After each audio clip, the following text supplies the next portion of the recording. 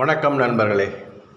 Auxiliary verbs English லாங்குவேஜை ரொம்ப எஃபிஷியண்ட்டாக நீங்கள் இதை கற்றுக்கணுன்னா, அது பேசணுன்னாலும் சரி, எதுனாலும் சரி, அண்டர்ஸ்டாண்ட் பண்ணாலும் சரி, ஆக்சிலரி வேர்ப்ஸை நீங்கள் தரவாக தெரியணும். ஆக்சிலரி வேர்ப்ஸ் மொத்தம் 24, அதில் என்னென்னு பார்ப்போம். எதுக்கு எந்தெந்த டென்ஸில் என்னென்ன இதுக்கு வருதுன்னு பார்ப்போம். நம்ம இப்போ ஐ ஆம் எ டீச்சர் அப்படின்னு சொல்லும்போது ஆம் யூஸ் பண்ணுறோம் இல்லையா? சரி, இப்போ ஆம் ஒரு ஆக்சிலரி வெர்ப். ஃபஸ்ட்டு ஆம், இஸ், ஆர், வாஸ், வேர் இந்த மொத்தமாக 5 சேர்ந்து பி அப்படின்ற ஒரு வெர்பினுடைய குழந்தைகள் சொல்லுவாங்க. எல்லாருமே, எல்லா இலக்கண ஆசிரியரும் சரி, புத்தகங்களும் சரி, பீனுடைய சில்ட்ரன் தான் இந்த ஆம், இஸ், ஆர், வாஸ், வேர் சொல்லுவாங்க. ஓல்டு இங்கிலீஷில் பி, மாடர்ன் இங்கிலீஷில் இந்த ஆம், இஸ், ஆர், வாஸ், வேர் இந்த கிளாஸிஃபை ஆகிருக்கு. இப்போ ஓகே, இப்போ ஆம்ன்ற வார்த்தை இருக்கு இல்லையா? பாருங்கள், ஐ ஆம் எ டீச்சர், ஐ ஆம் எக்ஸ்பிளைனிங் சம்திங். ரெண்டுத்துலேயுமே ஆம் வந்திருக்கு. இந்த ஆம் பற்றி நம்ம பேசலை. இது இந்த சப்ஜெக்டையும் இந்த ஒரு நவுனையும் ப்ரோனவுனையும் இந்த நவுனையும் இணைக்கிற வார்த்தை. இதை linking verb, connecting verb, stative verb இப்படிலாம் சொல்லுவோம். நம்ம ஸ்டாட்டிவ் ஏன் சொல்கிறோன்னா, it explains the state of the subject, அவ்வளோதான். அதால் இது ஸ்டாட்டிவ் சொல்கிறோம். லிங்கிங்னா இது ரெண்டுத்தையும் லிங்க் பண்ணுது. கனெக்டிங் அதே தான். புரியுங்களா? இது ஆக்சுவலாக நம்ம இங்கே மெயின் வெர்பு. இது மெயின் வெர்பு.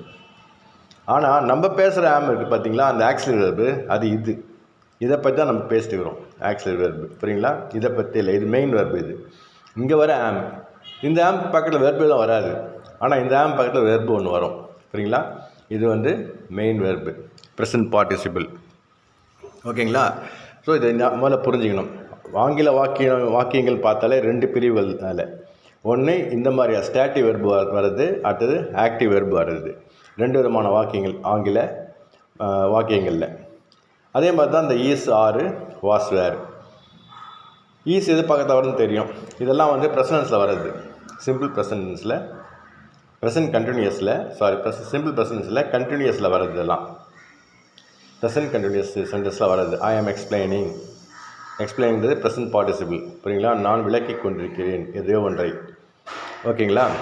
இது ப்ரெசன்ட் கண்டினியூஸ். இது ரெண்டும் பாஸ்ட் கண்டினியூஸ். அதே மாதிரி தான் ஆம்க்கு எப்படி சொன்னால் அதே மாதிரி தான் was. She was here yesterday. நேற்று அவள் இங்கே இருந்தாள். இந்த வாஸை பற்றி நான் பேசலை. புரியுங்களா?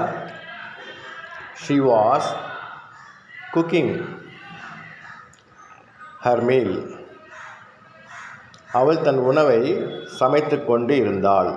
இதை பற்றி தான் நம்ம பேசுகிறோம். புரியுங்களா? ரைட். இது மெயின் வெர்பு, இது துணை வினைச்சொல், ஆக்சிலரி வெர்பு. இது புரியுங்களா? ஆக்சிலரி வெர்பு தான் நம்ம பார்த்துக்கிறோம். இப்போ இங்கே இது ஆக்சிலரி வெர்பு. 24ல் 5 போயிடுச்சு. மிச்சம் எவ்வளோ இருக்குது? 19 இருக்குது. 19ல் இப்போ இந்த ஹேவ் ஆஸ்ன்னு இருக்குது பார்த்தீங்களா? இது ரெண்டும் எதில் வரும்னா present perfect. I have done enough. போதுமான அளவு நான் செஞ்சிட்டேன் சொல்லுவோம். உனக்கு போதுமான அளவு நான் கொடுத்துட்டேன் இப்படிலாம் சொல்லுவோம் இல்லையா? I have done. இந்த ஹேவ் பற்றி தான் பேசுகிறோம். ஐ ஹாவ் எ கார் அப்படின்னு நான் சொன்னேன்னா எனக்கு ஒரு கார் இருக்குதுன்னு அர்த்தம்.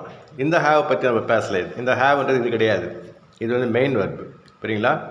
இது ஆக்சிலரி வெர்பு. இந்த ஆக்சிலரி வெர்பை பற்றி தான் பேசுகிறோம். ஆக்சிலரி வெர்புனா பக்கத்தில் மெயின் வெர்பு வரும்னு அர்த்தம் எப்பவுமே. இங்கே டன்னுன்றது தான் மெயின் வெர்பு இங்கே. புரியுங்களா? அதே மாதிரி தான் ஹேஸ்.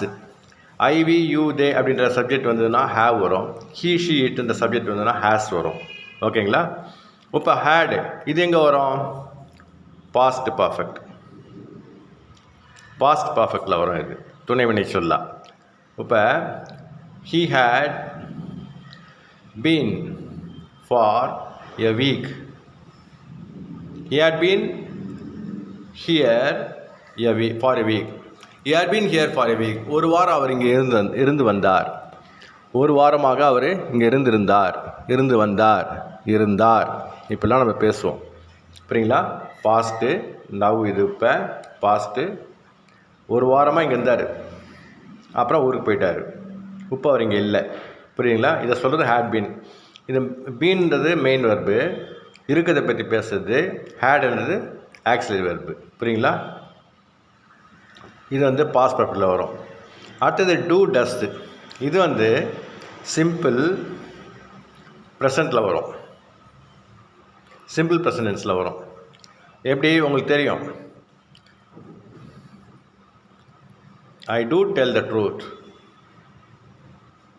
நான் உண்மையைத்தான் சொல்கிறேன். இந்த மாதிரியா பொதுவாக வாக்கியங்கள் வராது. நான் உங்களுக்கு டூன்றது வர்றது ப்ரெசன்ஸில் வரன்றது காமிக்கிறதுக்காக நான் இப்படி எக்ஸ்ப்ரெசிவ் மோடில் எழுதினா இதை டூ டெல். ஆக்சுவலாக he goes to market on Sundays.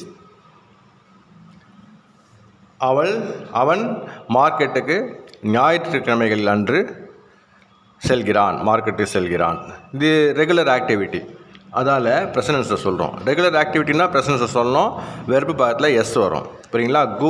Go plus two பக்கத்தில் இஎஸ் வரும், எஸ் போடணுன்னா. மற்ற வெர்பு பக்கத்தில் எஸ் அப்படியே சேர்த்தா போதும். வாக்ஸ். புரியுங்களா? அது மாதிரியா டெல்ஸ்னு. ஸோ இந்த இடத்துல அந்த கோஸ்ன்னு வந்ததுன்னா இங்கே டஸ் இருக்குதுன்னு அர்த்தம். புரியுங்களா? we do a lot of different activities in our free time. நம்ம ஃப்ரீ டைமில் டிஃப்ரெண்ட்டான ஆக்டிவிட்டீஸை நாம் ஏராளமான டிஃப்ரெண்ட்டான ஆக்டிவிட்டீஸை நாம் செய்கிறோம். இது ப்ரெசன்ட் டென்ஸு. புரியுங்களா? டூ. இந்த இடத்துல மெயின் வெர்பு இதுதான். புரியுங்களா?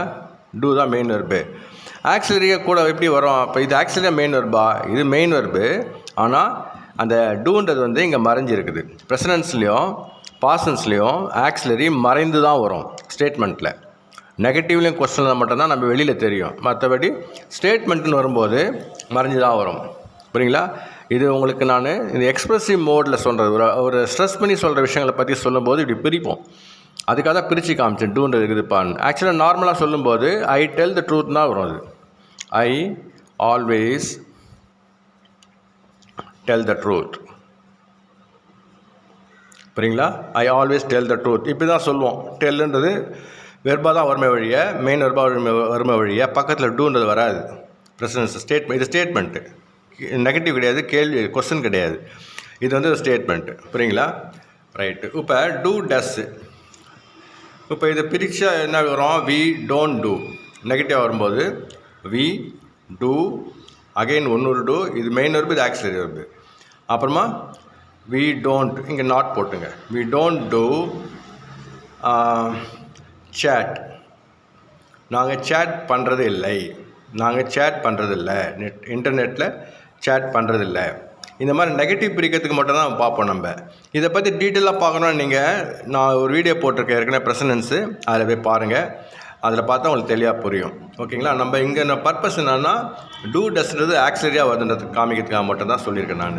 இது சிம்பிள் ப்ரெசன்டென்ஸில் வரும். இது அடுத்து டிட்டு வந்து சிம்பிள் பாஸ்டில் வரும். சிம்பிள் பாஸ்டில் I did nothing, he killed a deer. நான் ஒன்றும் செய்யவில்லை, நான் எதையும் செய்யவில்லைன்றதுக்கு I did nothing. I didn't do anything எப்படி ஒன்றா சொல்லலாம். he killed a deer, இங்கே ED did. he killed a deer, அவன் ஒரு மானை கொன்றான். இது பாசன்ஸு, ஈடி சேர்ந்து வந்திருக்கு. இந்த டிட்டு அதாவது கில் ப்ளஸ் டிட், கில்டு. புரியுங்களா? இப்போ கில்டுன்னா அது உள்ள டிட் இருக்குதுன்னு அர்த்தம். டிட்டும் கில்லும் இருக்குதுன்னு அர்த்தம். புரியுங்களா? அதே மாதிரி தான் டிட்டுனா did plus do plus did is equal to what? Did. புரியுங்களா? Do plus did. அப்போ டிட்டுன்னு வந்தால் அதுக்குள்ளே டிட் இருக்குதுன்னு அர்த்தம். புரியுதா? இது கொஞ்சம் கன்ஃபியூஸ் பண்ணுற மாதிரி இருக்குல்ல, பட் ரொம்ப தெளிவான விஷயம் அது. Did + 2 is did. ஓகேங்களா, ரைட். இப்போ இங்கே வாங்க. இப்போ இந்த எத்தனை ஆக்சிலரி பார்த்தோம் நம்ம? இது ஒரு 5, 6, 7, 8, 9, 10, 11, மொத்தம் 11 ஆக்சிலரி பார்த்துருக்கோம். மொத்த ஆக்சிலரி எத்தனை இருக்குது? 24ன்னு சொன்னேன். இந்த 24ல் 11 அனாமலஸ் சொல்லுவோம் நம்ம. இது வந்து டென்ஸு சப்ஜெக்ட் பற்றி முக்கியமாக சொல்கிறேன். சப்ஜெக்ட்டு சிங்குலராக ப்ளூரலாக, ஃபஸ்ட் பர்சனாக, தேர்ட் பர்சனாக, செகண்ட் பர்சனாக சொல்கிறது. அப்புறம் சப்ஜெக்ட் வந்து சிங்குலராக ப்ளூரலாக சொல்கிறது. என்ன காலம்ன்ற உணர்த்துறதுக்கு இதுக்கெல்லாம் பயன்படுத்தக்கூடியது தான் இந்த அனாமலஸ் ஆக்சிலரிஸு. இந்த 24ல் 11, மீதி 13 வந்து மோடல் ஆக்சிலரி.